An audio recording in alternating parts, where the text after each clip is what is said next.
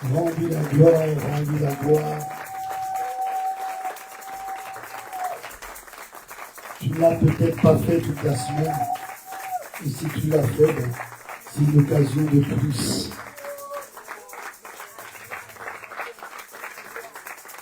Tu peux t'asseoir dans, comme le disent les chrétiens, sa présence. Tu peux t'asseoir dans sa présence. Voilà.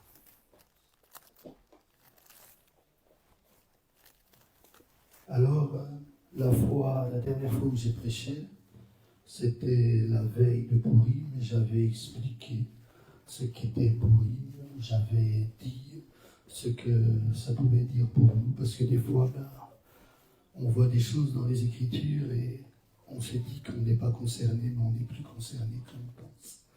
Donc c'était la première chose. Et là, je reviens encore et nous sommes à quelques jours de Pessah. Pour les chrétiens, c'est la Pâque, bien sûr. Donc pour les Juifs, c'est Pessah. Pour les chrétiens, c'est la Pâque. Les chrétiens vont la fêter un peu plus tard.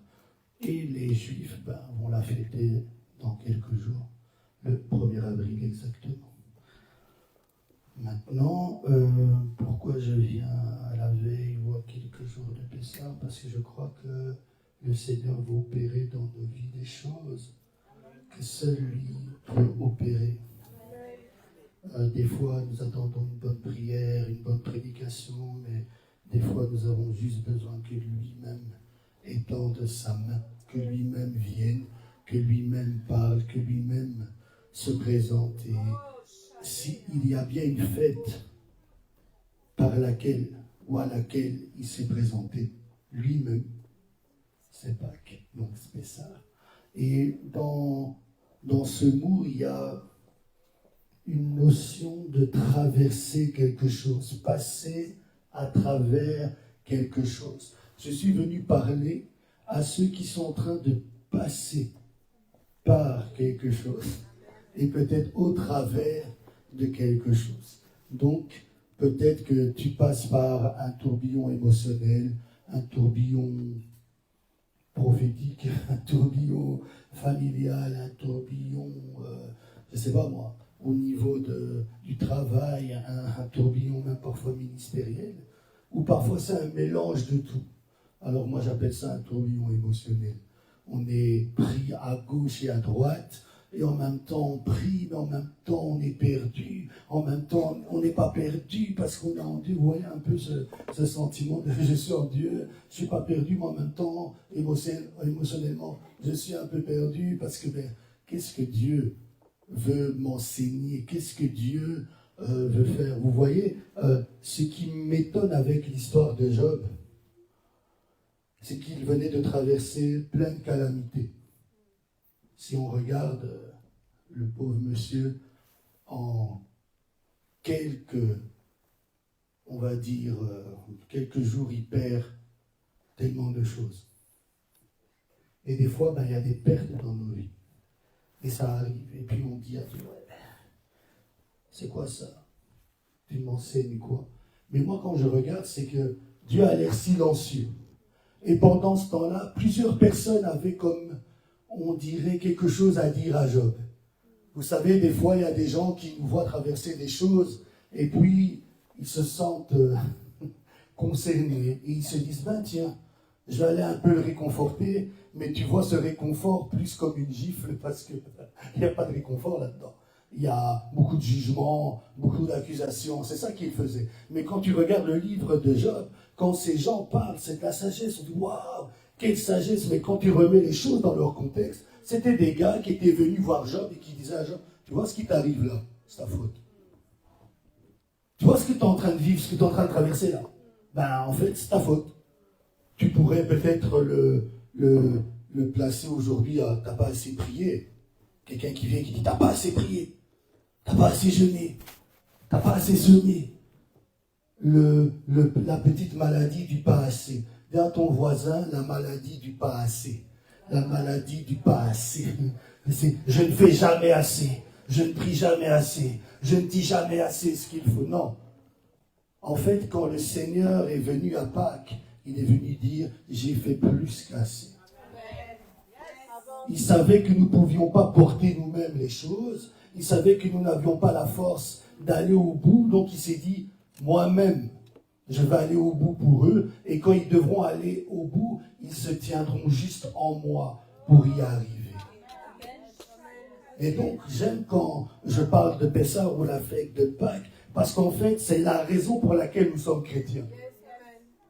S'il y a bien une raison pour laquelle nous sommes chrétiens, c'est celle-là. Un jour, Dieu s'est fait chair, il a pris notre forme et il a dit non, moi, je vais leur montrer que c'est possible.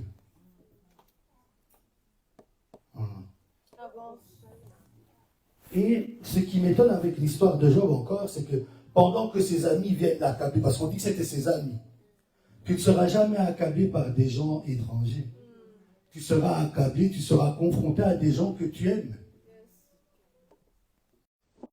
Consoler, mais aucune consolation là-dedans. Et au moment où ils viennent pour le consoler, Job se défend.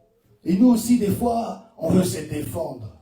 Je suis venu te dire que dans cette saison, tu n'auras même pas besoin de te défendre. Parce que Pessah, ça veut dire celui qui nous a défendus. C'est lui-même qui défend, c'est lui-même qui parle, c'est lui-même qui fait les choses. Il y a des moments, parler, trop se défendre, trop s'expliquer, ça ne sert à rien. Il y a des saisons, il faut juste laisser couler. On dit, tu laisses et tu passes au travers, comme à la Pâque. Tu sautes au-dessus de quelque chose. Mais ce qui me fait encore mal dans la situation de Job, c'est qu'il perd tout. Il a des amis qui viennent l'accuser. Il se sent un peu abandonné, donc il se défend comme il peut, même devant Dieu. Mais quand Dieu lui apparaît, Dieu ne lui apparaît pas en le prenant dans les bras, Dieu ne lui apparaît pas en lui faisant des câlins, Dieu ne lui apparaît pas en lui faisant plein de bisous, Dieu lui apparaît au milieu d'une tempête, au milieu d'un tourbillon. J'aimerais te dire que peut-être tu as un tourbillon autour de toi, mais le tourbillon que Dieu est bien plus fort. C'est de la même manière que les serpents sont venus du temps de Moïse, mais quand le serpent qui était Dieu s'est levé contre les serpents de Pharaon, il les a avalés. Dieu peut te laisser au milieu de certaines situations incompréhensibles, mais lui n'est pas perdu, puisqu'il est le chemin. Lui n'est pas désorienté, parce qu'il est le chemin. Lui n'est pas à bout de ressources, puisqu'il est la vie. Mais nous le sommes. Alors, mon message est pour ceux qui se posent des questions. Mon message est pour ceux qui sont peut-être dans un tourbillon émotionnel. Et peut-être toi, tu vas bien, hein? Peut-être que toi, tu as la louange dans le cœur et tout est cool. Mais peut-être que dans quelques jours, tu te poseras des questions et cette parole va t'aider, va te faire passer au travers. Je suis venu te dire que quand nous pensons à Pessah, nous pensons à un peuple qui, du jour au lendemain, est passé d'esclave à libre. Sans la force d'une seule main. Je suis venu dire que Dieu est en train d'entrer dans ta vie sans le secours d'une seule main. Je pense que cette parole, elle est pour moi. Je pense que je vais rentrer seulement avec. Et puis voilà. Dieu passe avec son peuple au travers des situations, au travers des choses. Et on va dire une chose qui est vraiment aussi terrible, c'est que Dieu délivre d'esclavage un peuple qui n'avait jamais demandé à être esclave. Dieu apparaît à Abraham. Abraham a une alliance avec Dieu, mais Dieu lui dit, ta postérité sera esclave pendant plusieurs siècles. Qu'est-ce que ces pauvres personnes avaient fait? Et parfois tu es dans ta situation, tu dis, mais j'ai fait quoi? Ou comme le film, qu'est-ce que j'ai fait au bon Dieu pour mériter ça? Rien. Parfois la destinée a des événements malheureux. Parfois la destinée contient en elle des éléments prophétiques douloureux. Parfois la destinée prophétique peut être mystérieusement douloureuse. Comment ça se fait que je prie autant et je ne vois rien? Comment ça se fait que j'essaye et je ne vois rien? Peut-être en fait qu'il faudrait arrêter d'essayer. Bon, après, quand je dis ça, il y a des gens qui vont dire, bah, alors ça va, je vais rentrer à la maison, je vais rien faire. C'est pas ça que je dis, mais peut-être tu vois cette culture de je vais essayer, comme un essai que j'essaye de transformer comme en sport, alors que tu as une vie qui part à partir de Christ, qui lui n'a pas essayé la réussite. Tu n'as donc pas besoin d'essayer. Ta vie a un point de départ qui ne peut pas manquer de réussir. Il est la réussite. La réussite ne veut pas dire être exempt d'événements malheureux, d'être exempt de problèmes, d'être exempt de difficultés, d'être exempt de questions. Regardez, tous les disciples marchaient avec le maître, mais ils avaient toujours des questions. Ouais, on a quitté nos femmes et nos enfants, on aura quoi dans l'avenir? Ouais, on est avec toi, mais qui est le plus grand? Ouais, ils avaient toujours une question. Et je crois que si nous sommes des disciples, ben nous aussi on a des questions. Oh, oui, depuis que je prie, ça se corse. Depuis que je prie, c'est là que ça devient plus étouffant. Mais oui, parce que tu t'approches d'une vérité que l'ennemi ne veut pas que tu acquiesces, que tu aimes, que tu adhères à elle. Il veut t'éloigner le plus possible et il veut te faire comprendre que plus tu vas te mettre dedans, plus ce sera difficile. Regardez, quand c'était la délivrance d'Égypte, imaginez Moïse. Moïse, il est là, il fait des choses extraordinaires, il prend un bâton, ça devient un serpent, il met sa main dans son sein, ça devient une main lépreuse, il la retire, c'est une main normale, il prend de l'eau, ça devient du sang. Imagine-toi si c'était toi. Tu te lèves du jour au lendemain et tu fais presque des petits tours de magie. Ça marche, c'est beau. Et Dieu dit, va délivrer mon peuple, mais je vais endurcir le cœur de Pharaon. Et je pense que Moïse n'avait pas idée à combien était la force d'endurcissement qu'il allait déployer Dieu dans le cœur de Pharaon. Il s'était dit, oui, Dieu m'a dit que je vais délivrer mon peuple. Je vais le faire. Mais au départ, il veut pas. Ma langue, elle fourche. Je suis pas un homme au langage facile. Vas-y. Je connais, tu es le Dieu d'Abraham, d'Isaac et de Jacob, ok, mais moi je te connais pas. Prends quelqu'un d'autre. Et ça nous arrive à tous. On entend une prophétie et on a envie de la donner à quelqu'un d'autre. On se dit non. Moi, je suis issu d'une petite famille, ma famille, elle est tranquille, pourquoi je vais aller Et puis, mais imaginez-vous, c'est la grande Égypte, c'est pas un peuple qui est nul, qui n'a pas d'armée, qui est nulle part, c'est un peuple de guerre. Tout ce que l'Égypte a eu, c'est par la guerre. Il a obtenu ce statut, ce pays, que par des conquêtes. Et il y a un gars avec un bâton qui vient défier une armée. Regardez comment Dieu aime mettre son peuple dans une situation compliquée. Quand Dieu dit je vais te délivrer, en fait il dit je vais te mettre dans une situation compliquée. Mais je vais te délivrer. Parce qu'il ne peut pas te délivrer de quelque chose qui n'est pas compliqué. Sinon tu allais te délivrer toi-même. Tu allais trouver un ami qui allait te délivrer. Tu allais trouver une situation, une solution pour te délivrer toi-même. Et peut-être que Dieu t'a placé dans un inconfort pour te donner un confort. Parfois, Dieu te met dans un certain inconfort, parce qu'il y a un confort divin qui t'attend après. Dieu te met dans quelque chose d'étroit, parce qu'il y a une largesse de Dieu qui t'attend après. Mais des fois, nous, on ne voit pas ce qui vient après. Nous, on voit ce qui est là maintenant. Et moi, je veux que ce qui est maintenant là, ça bouge. Et Dieu ne te délivre pas de ça. Laisse-moi te dire qu'il y a des combats desquels Dieu ne te délivre pas tout de suite. Parce qu'il a quelque chose à t'enseigner dans ce fight, dans ce combat-là. Tu en as besoin. Tu as besoin de cette expérience-là. Et il y a des expériences que l'on a et qu'on n'acquiert que par la guerre.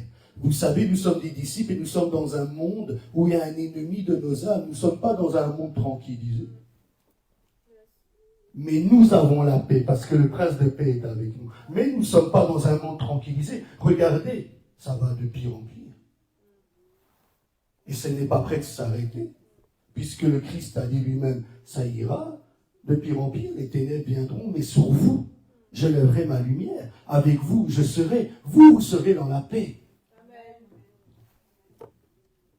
Et j'aimerais dire, mais que faire quand même la paix a disparu? Que faire quand je n'arrive plus à prier? Que faire quand je n'arrive plus à me tenir devant lui? Reste juste là. Tu ne pourras pas de toute façon aller plus loin. Et j'aimerais te dire une chose, même dans cette fosse, il est là avec toi.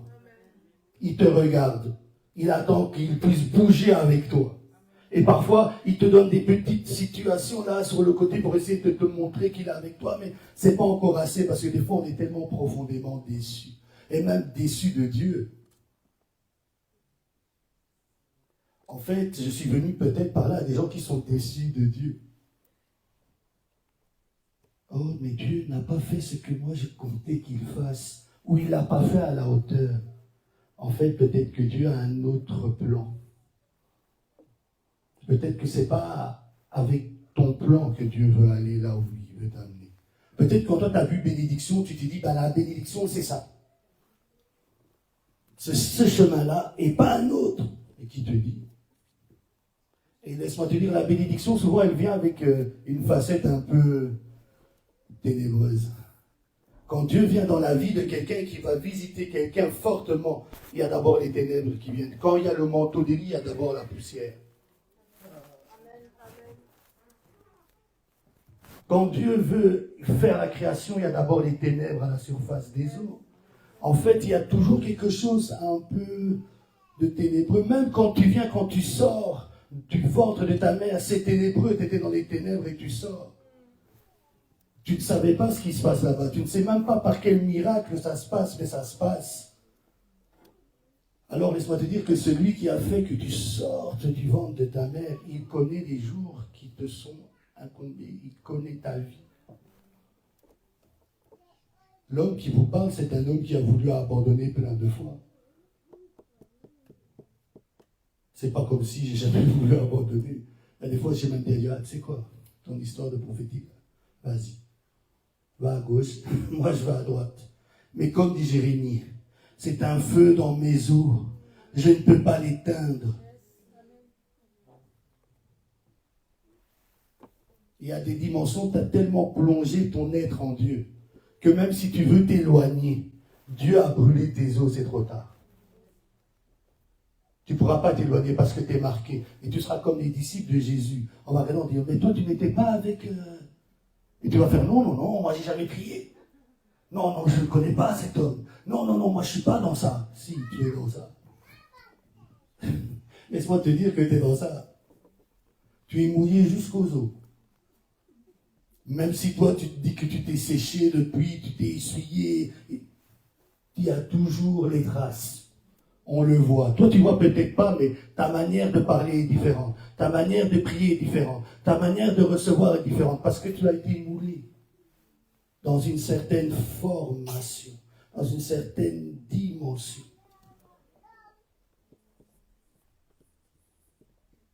Alors, Pessah, c'est ça. C'est une délivrance, illico presto. Tu deviens quelqu'un en une nuit. Il y a quelque chose qui se passe pour toi en une nuit. Mais avant tout ça, il y a toutes sortes d'esclavages, toutes sortes de cris, d'oppression, toutes sortes de ténèbres. Moi, j'imagine ces enfants d'Abraham qui se devaient dire, mais c'est quand qu'on ne sera plus esclave? Parce que je pense que chacun des fils d'Abraham devait dire à sa génération, Dieu nous a fait une promesse, Dieu va nous donner une terre, Dieu est avec nous, Dieu nous a fait des promesses, il est avec nous, mais lui, il est avec nous, mais nous, on est en train de servir un pharaon là. Et combien de fois ça nous arrive, Dieu vient, il te donne une prophétie, la facture est plus élevée. Le problème est plus compliqué. Et tu te dis, ouais, mais il avait dit qu'il me visiterait. Peut-être que c'est ça, Pâques. En fait, je ne comprends pas les chrétiens. Les chrétiens servent Dieu et Dieu leur avait déjà dit, ça ne sera pas facile, mais je serai avec vous. En fait, quand vous avez signé pour être avec Dieu, c'est une route étroite. C'est quelque chose de difficile. C'est pas évident. Et ça, c'est une phrase que les chrétiens disent. C'est pas évident. Oui, c'est pas évident. C'est pas un chemin. Est-ce que Dieu t'avait promis un chemin sans obstacle, un chemin sans pleurs, un chemin sans oppression, un chemin sans combat? Dieu ne l'a jamais dit. Il a dit, la seule promesse qu'il a faite, il a dit, parmi toutes ces choses qui vont arriver, moi, je serai avec toi. Ma main sera sur toi. Moi, je vais t'aider à sortir de là. Pourquoi? Parce qu'en fait, tu fais partie d'un plan que toi-même tu n'as pas conçu. Tu fais partie d'un puzzle, tu es une pièce du puzzle que toi, tu n'as pas dessiné en fait.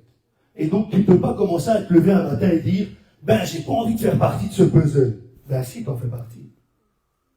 En fait, quand Dieu t'a mis sur cette terre, il ne t'a pas mis sur cette terre pour tes propres projets, pour ton propre rêve. Il avait un rêve et ce rêve a la forme de ton visage. Il avait un plan et dans ce plan, il y avait ta petite personne là. Et dans cette petite personne-là, Dieu a décidé de travailler avec, d'être partenaire avec cette personne, et il a décidé de la former par la lumière et les ténèbres. Pourquoi? Parce que ce monde est monde, et de temps qu'il sera, comme ça on a dit, la saison de la mort, la saison de la résurrection, la saison de la semaille, la saison de la récolte, c'est là. La pluie, le sec, la neige, le froid, le chaud, tout ça. Je crois que vous avez déjà vu quelqu'un, il peut être là en hiver, tu ne peux pas chasser le froid. Parce que c'est ça. Dieu a dit, tant que la terre sera terre, j'ai mis des choses. Et dans le mot saison, il y a saison difficile. Dis à ton voisin, saison difficile. Ça existe.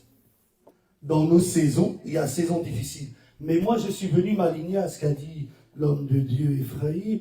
Il y a une saison de bonnes nouvelles. Je suis venu m'aligner pour dire que dans ces temps difficiles, il faut t'accrocher parce qu'il y a une bonne saison, une nouvelle saison, quelque chose de nouveau, quelque chose de frais. Et la chose, elle est toujours mieux vécue quand tu viens d'un désert et qu'on te donne un bon verre d'eau fraîche. Je ne crois pas que tu savoures, merci, je ne crois pas que tu savoures un verre d'eau fraîche quand tu as déjà plein de fraîcheur et que tu es bien et que tu es tranquille. Tu ne le savoures pas autant que quand tu viens de ce désert-là où tu n'as plus de voix, où tu es asséché et tu te dis, oh, c'est ce qu'il me fallait. Je crois que depuis qu'on a parlé de l'année 2026, pour certains, l'année elle est pénible. Et j'avais dit, ce sera une année dure, mais Dieu mettra sa main sur nous. Eh bien oui, Dieu l'a fait, il continuera à le faire, et il continuera à le faire. Mais à la fin, j'aime bien parce qu'il y a la mise au large. Et pour être mis au large, il fallait être mis à l'étroit. Alors, je suis venu donner la bonne nouvelle à quelqu'un que ce qui est en train de te serrer, ce qui te met à l'étroit, ce qui t'empêche de respirer est en train de tomber. Parce que la mise au large est en train de se manifester. L'ange qui travaille avec la mise au large est là, il est en train de regarder les personnes qui sont prêtes. Parfois, on a tellement l'habitude à « oh, ça fait mal, qu'est-ce qui va encore arriver ?» On est déjà préparé au mal. J'aimerais que dans cette semaine, tu te prépares au bien. Et pas te dire que « oh ouais, je l'ai fait lundi, ça ne marche pas. » Parce qu'il y en a aussi, vous vous préparez 2 minutes, mais vous savez rester 15 ans dans le malheur. Mais une semaine dans essayer d'être joyeux, ça vous ne voulez pas. Mais 15 ans, vous êtes de mauvaise humeur. Tu n'as même pas besoin de force pour ça, tu es dedans. On dit, oui, mais qu'est-ce qu'il y a? Oh. Tu vois, il y a même des gens, ils n'ont plus de parole. Ils vont ah.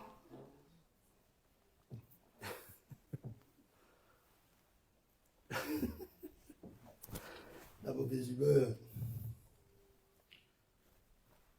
la tristesse, la frustration, l'angoisse,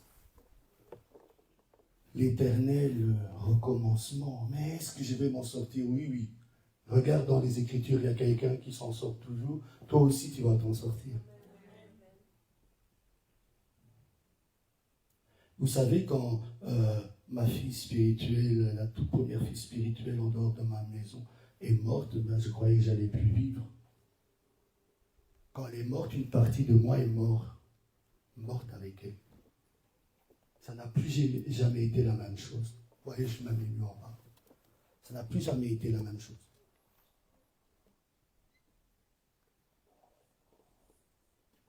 Et quand des prophéties venaient disant « ça va aller, je vais t'utiliser, tu vas recommencer à prêcher » pour moi, je n'allais plus prêcher jamais de ma vie.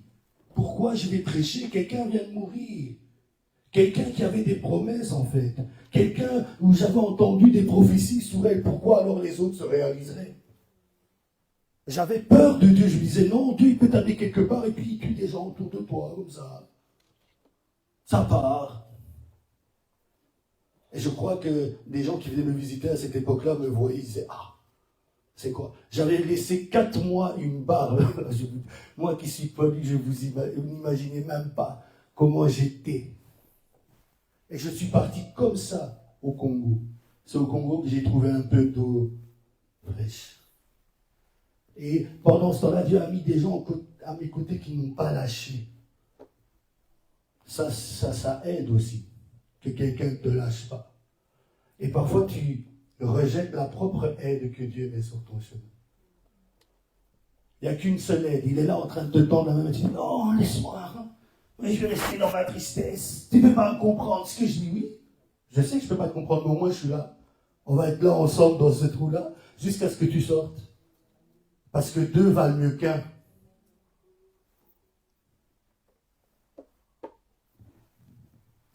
Et petit à petit, j'ai pris goût à la vie et jusqu'à même parfois oublié qu'elle était morte. Et rigoler à nouveau. Mais après, oui, il y a des moments où je reviens et je dis, oh, c'est une douce, ça. Parce qu'elle est quand même morte.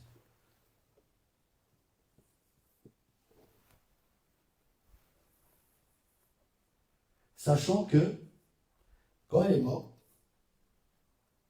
normalement, c'était une personne qui n'aimait pas rester si elle ne m'avait pas dit qu'elle restait. Donc, si elle ne m'avait pas dit qu'elle restait, elle prenait son train et elle partait. Et là, tout le monde l'avait supplié, reste, reste. Et elle disait, non, je ne l'ai pas dit au prophète. Et moi, je regardais un match de football à cette période-là, et elle m'avait parlé, et à ce moment-là, je devais lui écrire, tu peux rester, reste, attends-moi, mais je ne l'ai pas écrit parce qu'il y a eu un but à la télé. Imaginez-vous quand elle est morte, les premières pensées, c'était quoi? Ah, si j'avais écrit ce message.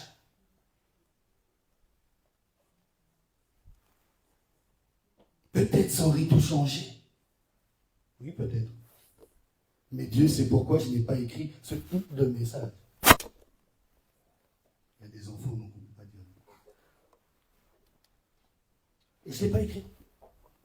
Et j'ai vécu avec le regret, la tristesse. Et donc quand on venait me consoler, moi je disais non. Il y a plein de messages que j'avais écrits qui ne servaient à rien, mais celui-là, c'était celui que je devais écrire. Tu vois un peu? Et là maintenant tu t'enfermes dans des réalités. Et puis le diable il va dire, ah, c'est ce que j'attendais. Jusqu'à un jour où j'ai dit non. Je vivrai aussi pour Dieu, mais je vivrai aussi pour elle.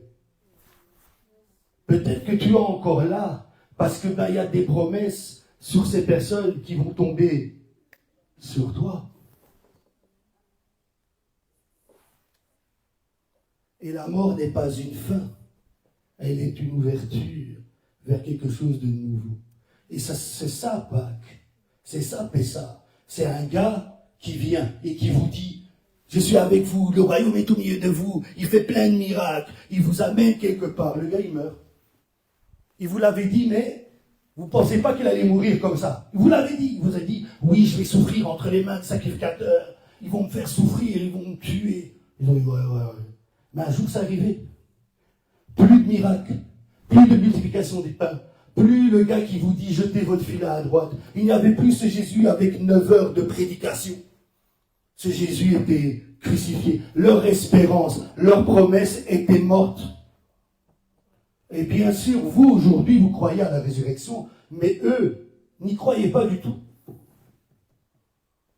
Pour nous, c'est une évidence, parce que nous lisons les Écritures et nous connaissons la fin.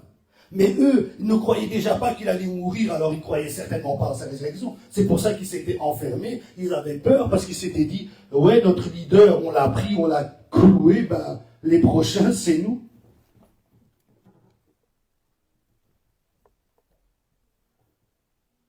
Mais ce qu'on aime dire à Pessah, c'est que pendant tout ce silence, en dessous, il y avait une activité.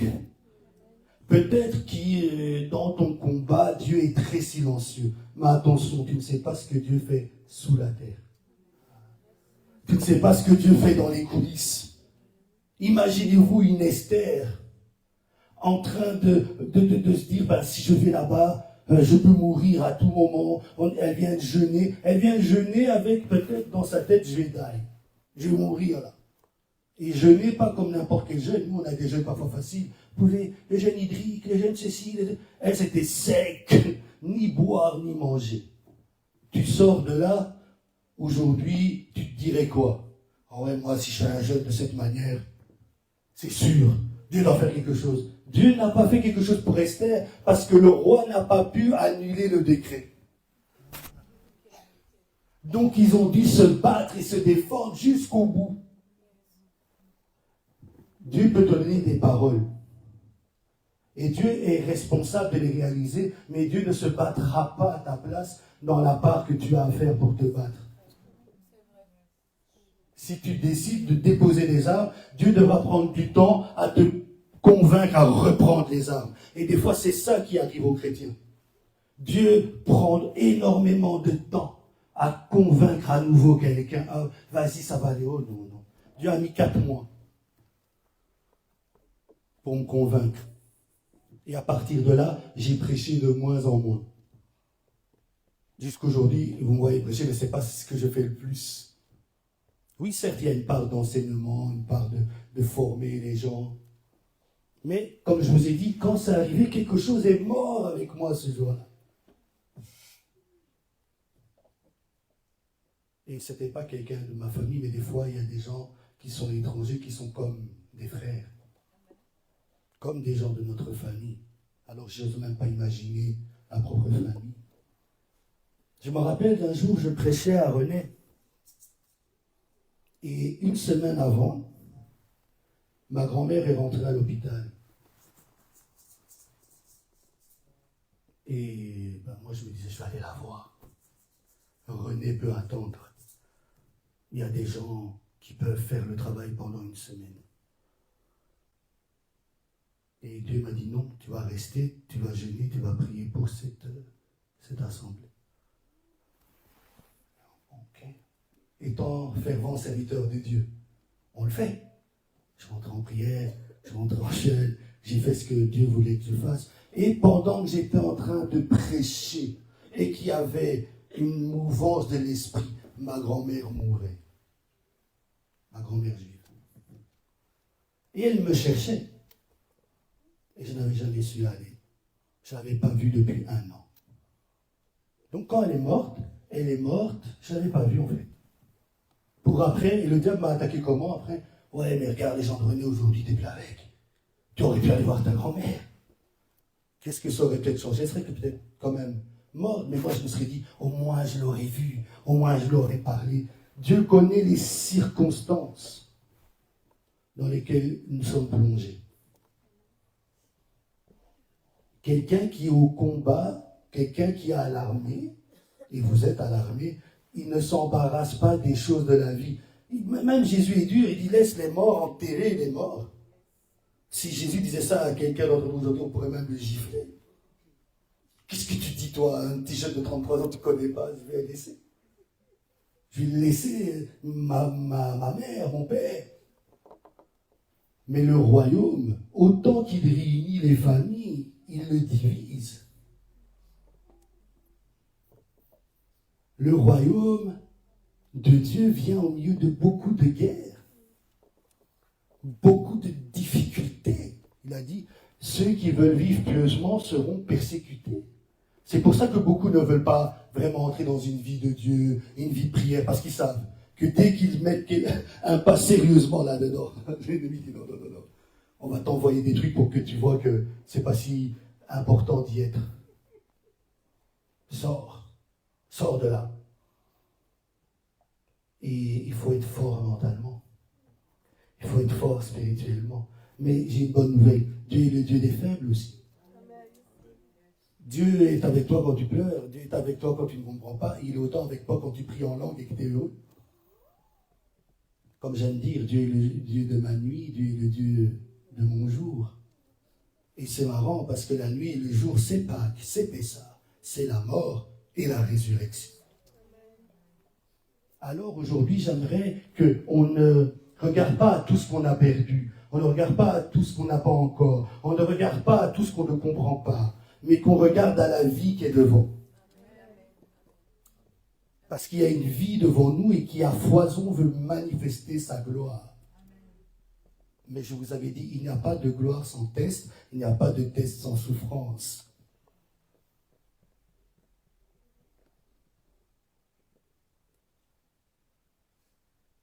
Si Dieu a accompli la première partie de la parole, c'est qu'il est prêt à accomplir la deuxième partie. Nous étions dans la première partie, mais Dieu est capable d'accomplir aussi la seconde.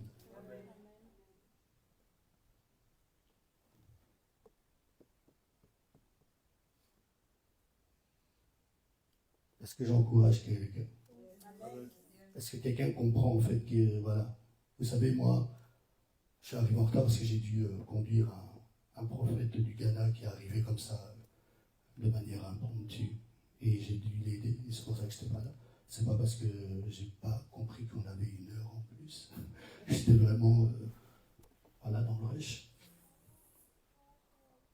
Et au milieu de tout ça, je vois aussi ce que Dieu est en train de faire dans ma vie. Et je crois que si Dieu est en train de faire des choses dans ma vie et d'accomplir certaines paroles, il est certainement en train de vous regarder et il veut accomplir aussi des paroles dans vos vies. Parce que les temps qui arrivent, j'aurai un pied ici et un pied dehors. Et il faudrait profiter de tous les moments où mon pied est le plus souvent ici. Parce qu'à un moment donné, pour me parler, ce sera compliqué. Parce que je serai en train de travailler, d'être dehors et de ne pas nécessairement travailler ici. Et des fois, on est là et on se dit, oh, c'est toujours là. Non, ça ne sera pas toujours là. Oh oui, il avait dit, mais on voit, attention, parce qu'on se lève un jour, le jour a l'air le même, et puis, ce n'est pas la même chose.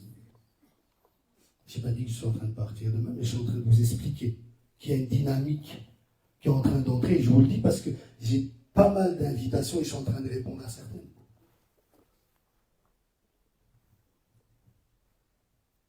Et je comprends ce que Dieu est en train de faire. La dynamique dans laquelle il est en train de mettre ce centre. Et parfois, pour que quelque chose s'étende, il faut que quelque chose s'agite dans le lieu pour que nous puissions travailler. Et Dieu veut que l'on travaille parce qu'il y a quelque chose que Dieu est en train de faire.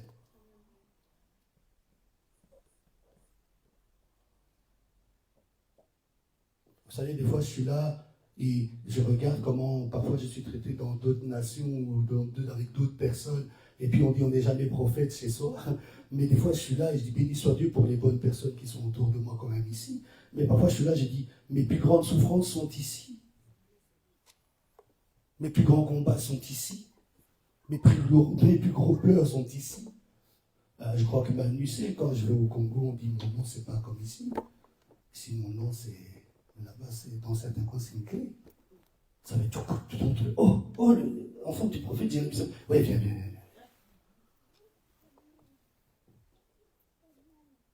Et ici, nous sommes parfois négligés parce qu'on vous a toujours pris dans les bras quand vous nous giflez. Reviens. Mais quand les enfants grandissent, on ne les traite plus de la même manière. À bon entendeur, c'est dit avec douceur, mais vous comprendrez.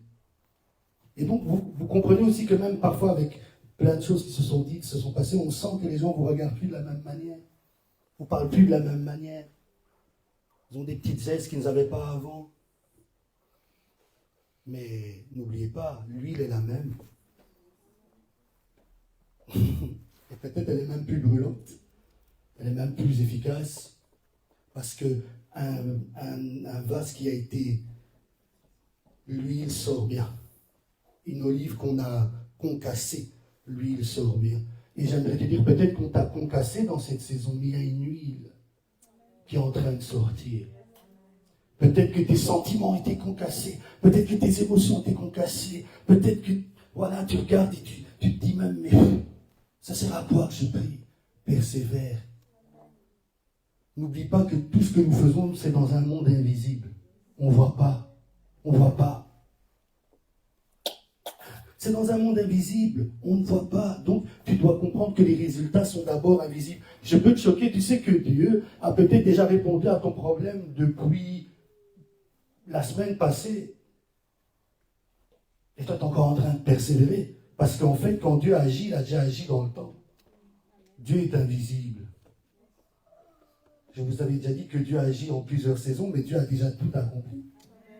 Vous êtes déjà entouré de vos exaucements. Mais c'est toujours plus facile de broyer du noir parce que quand les ténèbres viennent, ça fait « Ah, c'est fort ». Si on plonge cette salle dans le noir, on va être plus étonné que quand on allume. Parce qu'on a l'habitude, nous les hommes, à être défaitistes. Et j'aimerais aller contre ce sentiment aujourd'hui. La vie est là. C'est encore possible, comme dirait Moloto. Tant qu'il y a la grâce, tant qu'il y a la main de Dieu, tout est possible. Est-ce que j'ai dit que c'est facile? Non. Est-ce que j'ai dit que peut-être tu vas te lever demain, tu vas crier? Non. Mais ça commence par des petits pas. Si tu peux le louer que dans la joie, quand le loueras-tu quand tu vas pleurer?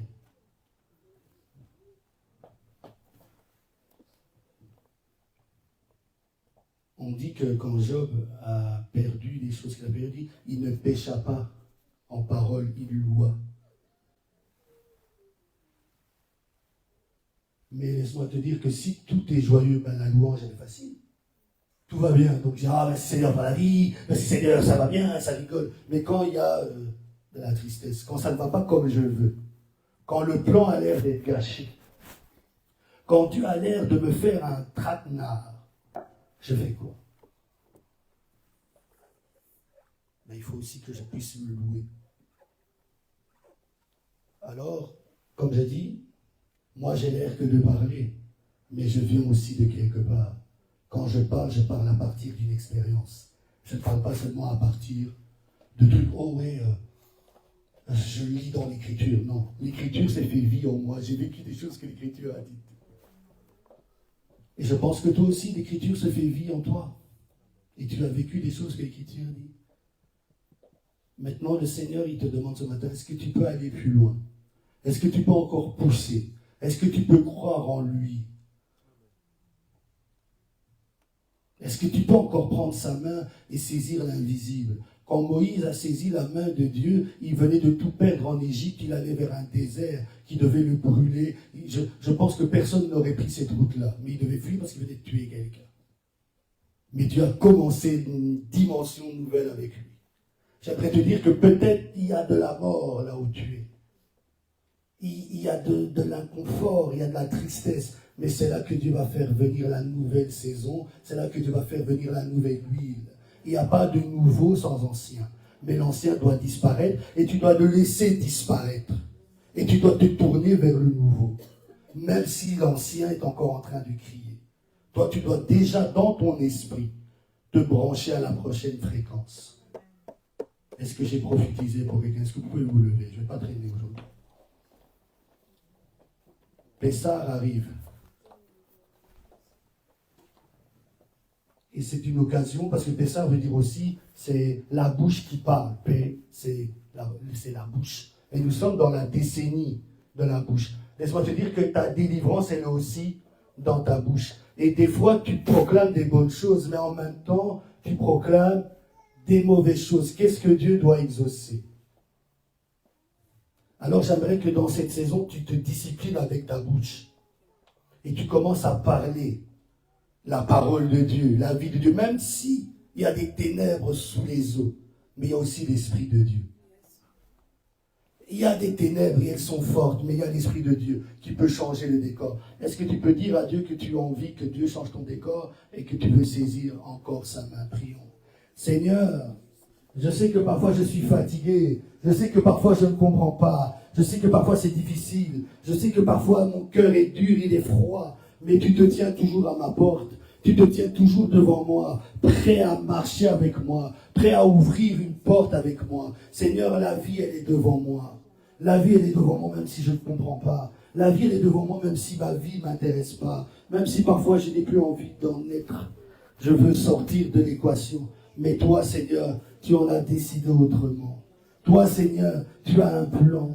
Et même si je ne connais pas, même si je ne sais pas, même si ça a l'air dur, même si ça a l'air compliqué, Seigneur, je veux te louer, je veux me tourner vers toi et t'adorer. Je veux me tourner vers toi et te donner toute la gloire. Parce que je crois que mon miracle est dans ma bouche. Et je crois qu'une saison de miracle est en train de se libérer. Je crois qu'une nouvelle saison est en train de se libérer. Et je crois que même au milieu de ces pleurs, au milieu de ces cris, au milieu de cette oppression, il y a aussi des cris de joie, des cris de triomphe et des cris d'espérance. Seigneur, je sais que peut-être j'ai prêché à un peuple froid. Je sais peut-être que j'ai prêché à un peuple qui se dit, oh, c'est encore une parole de plus. Peut-être que j'ai prêché à un peuple qui me regarde et qui se dit, oh voilà, je savais que Dieu allait parler comme ça. Mais j'ai fait ce que tu m'as dit, Seigneur.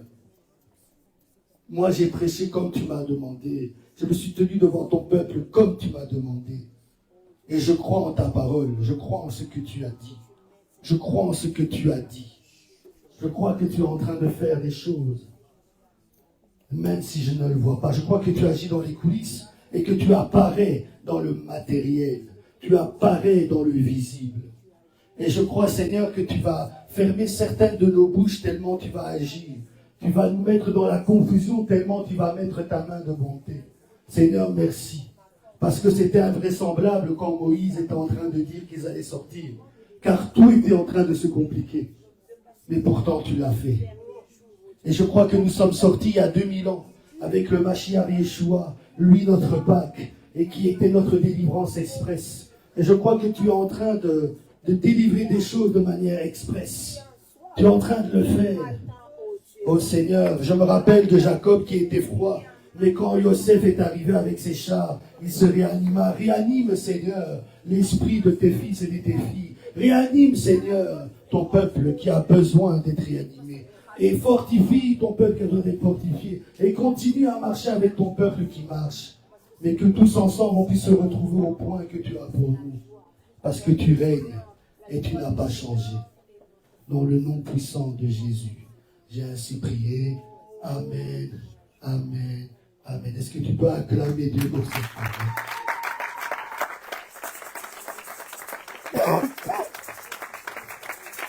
J'aimerais que vous vous prépariez pour dimanche prochain, car ce sera un dimanche avec Sainte-Seine. Donc, je crois que Dieu est un Dieu vivant. Et je crois que la Sainte-Seine inaugurera quelque chose dans cette saison. Donc, préparons-nous et que Dieu